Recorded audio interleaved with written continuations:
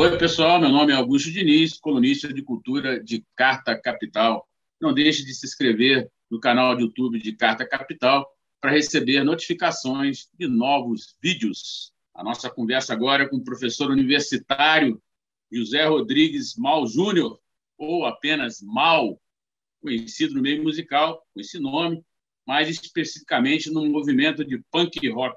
Cadê o Mal? Mal, obrigado, Mal. Eu que agradeço, né? Um grande abraço a todos os ouvintes, né, digamos assim, da Carta Capital, que é um grande órgão de imprensa que eu conheço desde a época que era impressa, né? Antes de existir internet, de existir pelo menos Facebook, esse tipo de rede, né? E agradecer o Augusto Diniz pelo convite para a gente estar aqui batendo um papo. Beleza? Obrigado, Mal. Mal, 40 anos aí dos Garotos Podres. A banda nasceu no ABC, ligada ao movimento de redemocratização do país. Teve letra, música censurada. Aquela época foi difícil, né? Aí agora voltou tudo, Mal. Como é que está agora sentindo você? Né? Faz um paralelo aí daquela época. Bem, então, Garotos Podres, nós estamos completando 40 anos de existência, né? Agora em 2022, e de uma certa forma nós estamos vivendo quase com um retorno às origens, porque nós estamos vivendo um período muito parecido da época em que a banda iniciou, né? Quando a banda começou em 82, era o período final da ditadura militar, era o período de ascensão do movimento social contra a ditadura, né? Nessa época, eu era um jovem estudante secundarista, aqui em São Bernardo, que matava a aula para ir ver as greves dos metalúrgicos de 79, 80. Né? Todo esse movimento, todo esse espírito do final dos anos 70, começo dos anos 80, eu acho que marcou muito o surgimento da própria banda. Né? Então, nós nascemos imersos, né, nesse crescimento do movimento social contra o autoritarismo da sociedade que vivíamos, e é um movimento que teve uma expressão muito forte durante toda a década de 80. A década de 80 no Brasil é uma década interessantíssima, né? Que eu acho que começa lá por 79, com a lei da anistia, né? que é um marco na luta contra a ditadura, e também da ditadura, digamos assim, fazendo um certo recuo, né? E é um movimento de crescimento dos movimentos sociais até 89, quando ocorre a eleição do Collor, que, na minha opinião, marca uma reação conservadora. Né? E hoje, o que nós estamos vivendo? Nós estamos vivendo um regime de personalidades políticas saídas da caserna, muitas delas, que tentam rememorar esse período da ditadura. Né?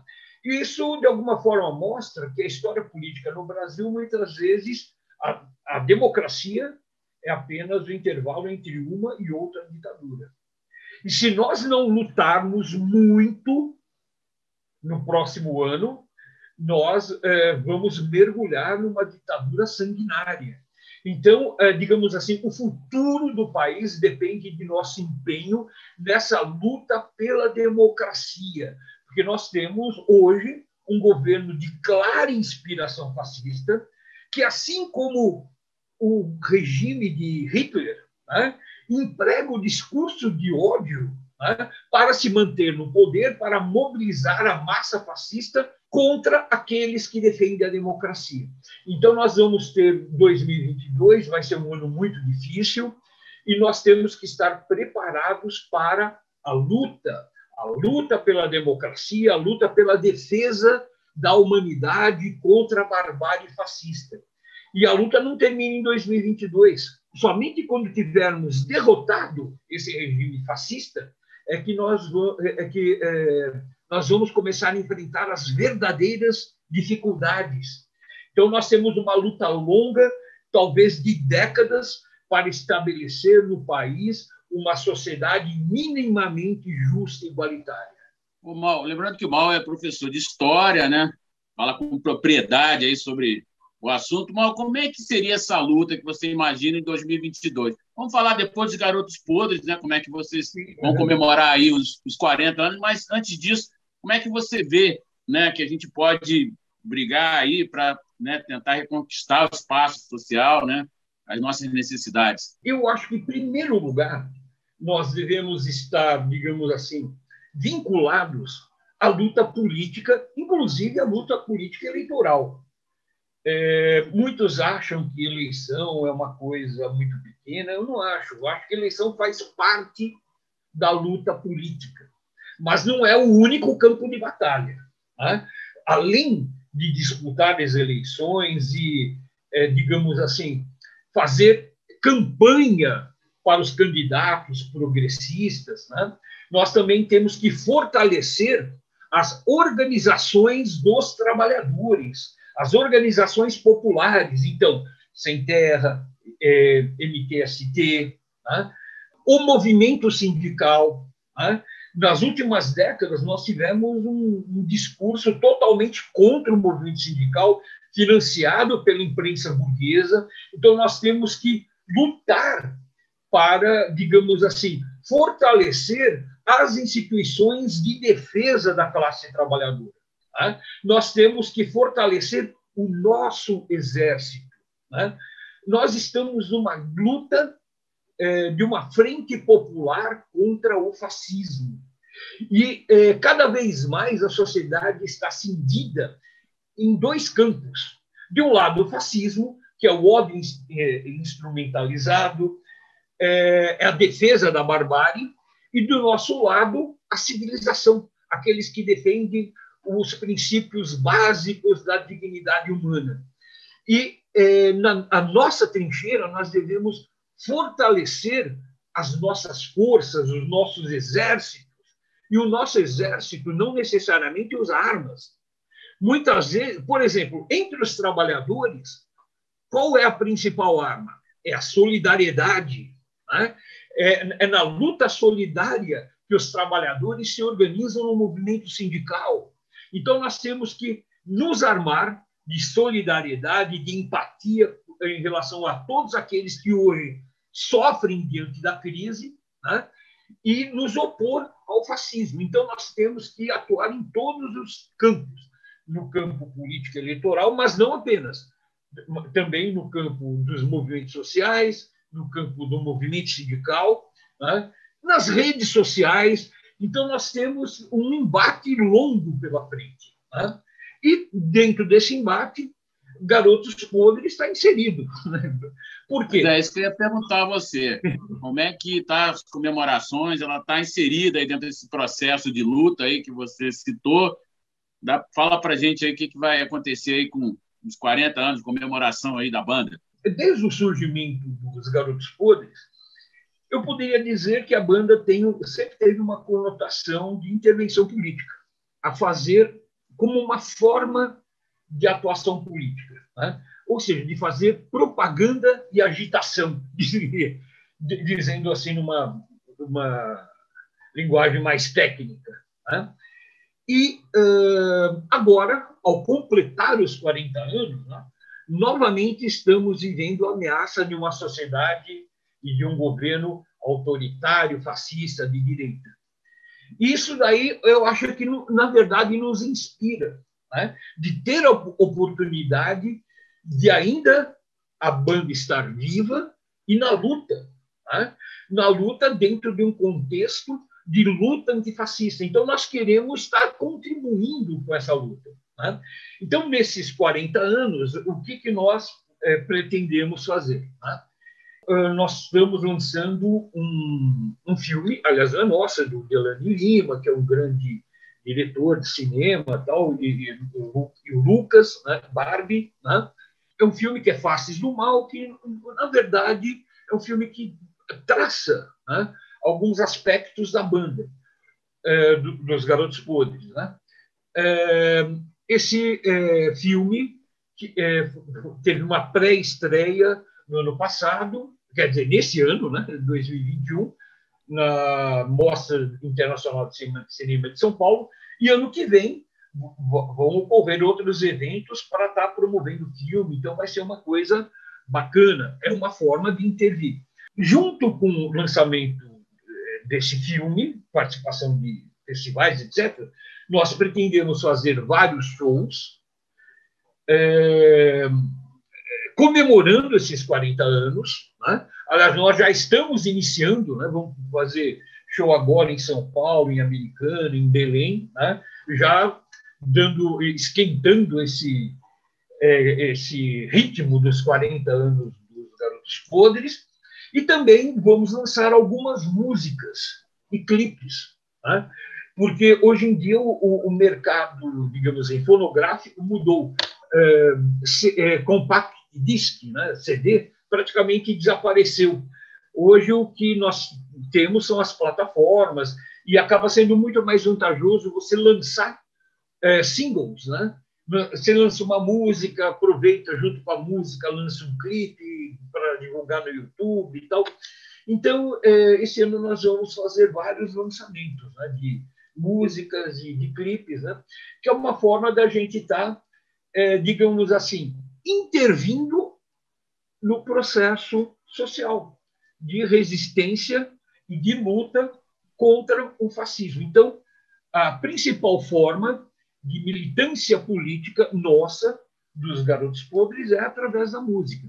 A música é, para nós, antes de mais nada, um veículo que serve a dar ritmo às nossas ideias. Ô, Mal, como é que está a composição da banda? A banda teve alguns problemas há uns 5 anos, né? 2016, se não me engano, e depois houve uma ruptura, né? Entrou em crise e agora está voltando. Queria que você me falasse como é que está a composição da banda e também o tema dessas músicas novas, né, que vocês vão tratar aí nos shows em 2022. Garotos Podres surgiu em 82, né? E em 2012, quando a banda estava completando seus 30 anos, nós tivemos um problema muito sério dentro da banda. A banda rachou, né? E houve uma disputa pelo nome da banda. Então, uma metade da banda, que inclusive um dos integrantes foi candidato a vereador pelo PEN, que é o 51, que é o partido agora patriota, que é ligado ao bolsonarismo e tal. Então, por aí dá para a gente ver que o clima dentro da banda era incompatível, né? Houve uma disputa pelo nome e o antigo empresário associado a esse pessoal tentaram montar uma banda usando indevidamente o nome, né? Em função disso, nós criamos um nome secreto, né? Que era o Satânico Dr. Mouse e Espiões Secretos, enquanto se resolvia essa questão, essa pendência do nome Garotos Podres. Lançamos, inclusive, um álbum, né? Um CD, que é o Contra os Coxinhas Renegados Inimigos do Povo. Né? Então, lançamos esse álbum, né? Só que esses ex-integrantes, o projeto deles fracassou, né? Não durou nem um ano, né? E aos poucos nós fomos retornando, né, a nossa identidade secreta, né? Porque, na verdade, o satânico Dr. Mal era face pública dos terríveis e pavorosos Garotos Podres. E a partir de 2017, nós assumimos a nossa verdadeira identidade secreta, para a surpresa de todos os órgãos de informação do Ocidente capitalista. Então, a partir de 2017, nós voltamos a ser os Garotos Podres, né? Foi uma luta, inclusive jurídica, né? Terrível, né? Tanto é que, mas o NPI, né, que onde se registra a marca, etc., nos deu ganho de causa e tal, e estamos na luta, né? E em termos de música, tem músicas que, se a gente não tocar, a gente apanha. Né? Tipo, faz um show, se não tocar Papai Noel, por exemplo, o pessoal é como se não tivesse feito o show. Então, nos nossos shows, além dessas músicas mais clássicas, nós mesclamos com algumas músicas mais novas, né? e entre elas, por exemplo, uma que nós lançamos recentemente, que é uma música de uma banda basca, uma música interessantíssima, que é Mucha Policía, Poca Diversión, né? Que é um clássico do punk rock, que, infelizmente, pouco conhecido no Brasil. A música assim, é fantástica. Fizemos uma versão, né? Que eu acho que representa bem o espírito do punk rock e o que se contrasta com esse espírito autoritário da sociedade em que nós vivemos. E também mais algumas músicas novas que nós vamos, aos poucos, incluindo músicas que têm muito a ver com essa questão da resistência contra o fascismo, que eu acho que é o mote de 2022. 2022, o mote é Frente Popular contra o Fascismo. É esse o espírito que deve mover toda a sociedade brasileira. Precisamos nos unir na defesa dos valores básicos da dignidade humana e enfrentar a bestialidade fascista que está no poder. Mal, eu queria perguntar a você o seguinte, né? Você é do movimento punk rock, que é uma vertente do rock, né? O rock, na verdade, brasileiro, cindiu, né? Já aquele rock dos anos 80, né? Não é o que é hoje, e também apareceram várias faces, né? Alguns fascistas, inclusive. Eu queria que você explicasse o que aconteceu com o nosso rock nacional. Bem, eu acho assim, em primeiro lugar, grande parte dos músicos do rock nacional da década de 80 eram músicos que tinham uma origem de classe determinada. Né? Eu creio que a maior parte eram oriundos da pequena burguesia. Não? Aquilo que o pessoal chama de classe média, ou camadas médias, talvez seria mais correto. E a pequena burguesia ela é muito contraditória. Você tem uma ala esquerda da pequena burguesia que se aproxima dos trabalhadores, do movimento social, mas você tem uma ala direita que se aproxima da burguesia. Né? Então, o que eu acho que aconteceu é o seguinte: na década de 80, havia muitos jovens da pequena burguesia ligados a esse movimento musical do rock nacional dos anos 80, e, para as famílias burguesas, cometer arroubos da juventude durante a juventude é algo aceitável. Mas, depois de velhos, muitos deles vão seguir o caminho e as perspectivas de classe, né, se aproximando de posturas cada vez mais conservadoras. Dizendo, em outras palavras, muitos jovens pequeno-burgueses que, durante a juventude, eram incendiários, quando se tornaram velhos, entraram para o corpo de bombeiros. Então, eu acho que isso explica muito a postura de várias personalidades do rock nacional dos anos 80, que hoje andam de braços dados com o fascismo. Inclusive, alguns se filiando à Aliança pelo Brasil, sabe? Umas coisas absurdas. É interessante que esse tipo de coisa nós vivemos dentro do próprio Garotos Podres, né? Tanto é que teve um racha em 2012. Então, além dessa questão que é uma perspectiva comum, né, a essa camada social, nós temos um período muito difícil no Brasil. Um período em que a mídia burguesa, e não é só esta ou aquela emissora, é a imprensa burguesa como um bloco todo, né? Investiram na propaganda fascista, investiram na fascistização da sociedade. Veja bem, quando nós falamos de discurso de ódio, a coisa é muito complexa. Por exemplo, em 2016, na época do impeachment da Dilma, né, pessoas que estivessem andando com camiseta vermelha na rua, houve casos de serem agredidos.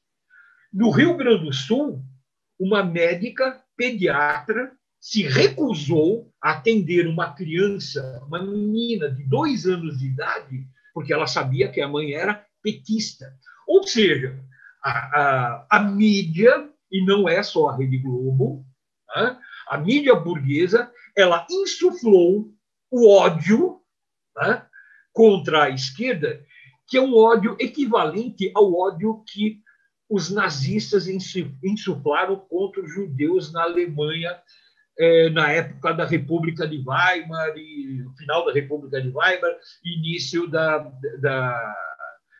Alemanha nazista. Né? Isso daí gerou o quê? Bolsonaro. Por quê?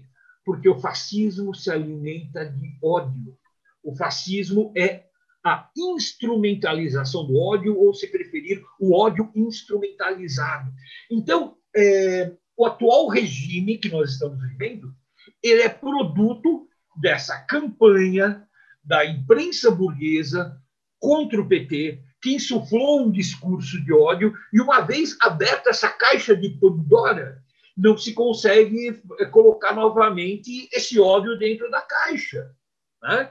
Então, nós estamos vivendo esse drama em função dessa campanha midiática que foi feita contra o PT para derrubar a Dilma, para prender o presidente Lula, impedir dele ser eleito em 2018. Então, nós temos no Brasil, digamos assim, que acertar, em algum momento nós vamos ter que acertar as contas com essa mídia burguesa, que é um instrumento dos nossos inimigos de classe.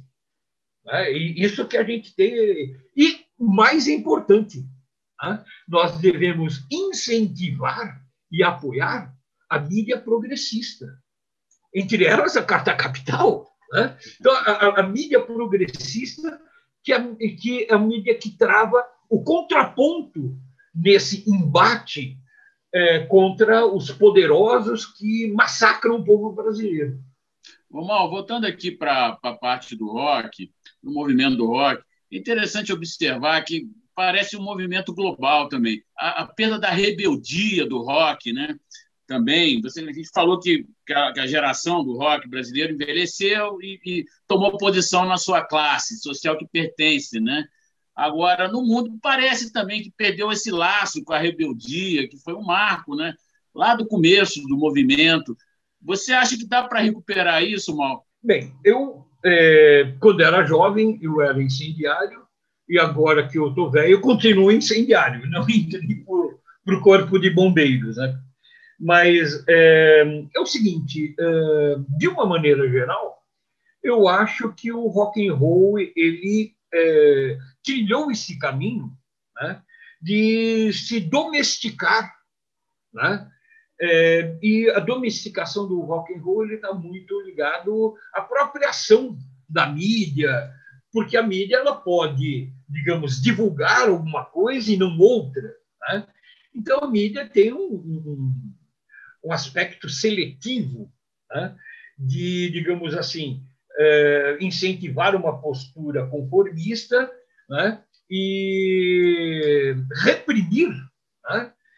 Negar acesso, não divulgar aqueles que têm uma postura mais contestadora. Né? Mas é o seguinte, eu acho que o rock and roll ele tem uma grande capacidade de se recriar, de se reinventar. Se nós pegarmos a história do rock and roll enquanto gênero musical, nós vamos perceber que nós temos vários momentos em que o rock se reinventa. Né? Então, por exemplo, rock dos anos 50, 60, 70, então nós temos várias ondas surgindo dentro desse gênero musical que vem a rejuvenescer o rock. Né? O próprio punk rock, de alguma forma, ele representa, digamos assim, um desses movimentos, né? Que, de alguma forma, defendia, né, uma certa volta às origens, uma certa volta ao rock de garagem, a uma postura mais contestadora, mais rebelde, que havia meio que se perdido. Na época era muito em moda o rock progressivo, que era uma coisa que era uma grande virtuosidade da música, né? Então, o rock havia se tornado em algo extremamente complexo e, a partir do punk rock, volta a ser uma coisa tosca, de garagem, de rebeldia, de juventude. Né? Então, eu acredito que nós vamos ver muitas dessas ondas. Né? Então, o rock ele vai estar o tempo todo se recriando. E nós que somos mais velhos, né? Nós temos que a grande responsabilidade, né? No alto dos nossos 40 anos de Garotos Podres, né? E manter viva essa chama, né? Da rebeldia, da resistência, e algo que vai além da música, né? Algo que usa a música como veículo de intervenção política. Então, é esse a nossa contribuição. Se ela é pequena, se ela é grande, eu não saberia dizer, mas é a nossa contribuição enquanto Garotos Podres. Conversamos com o Mal, professor universitário, vocalista do importante grupo do movimento punk rock brasileiro, né, Garotos Podres. Muito obrigado, Mal. Eu que agradeço, Augusto Diniz, muito obrigado. Muito obrigado à Carta Capital. E sempre que precisarem, estou à disposição de vocês. Né? É sempre um prazer estar, digamos assim, apoiando, isso é importante, né? A mídia, apoiando a imprensa progressista. Porque a mídia, a imprensa progressista, assim como os sindicatos, as organizações populares, são nossos instrumentos de luta na defesa da humanidade contra a barbárie fascista. No passarão, como diria o tio do meu pai.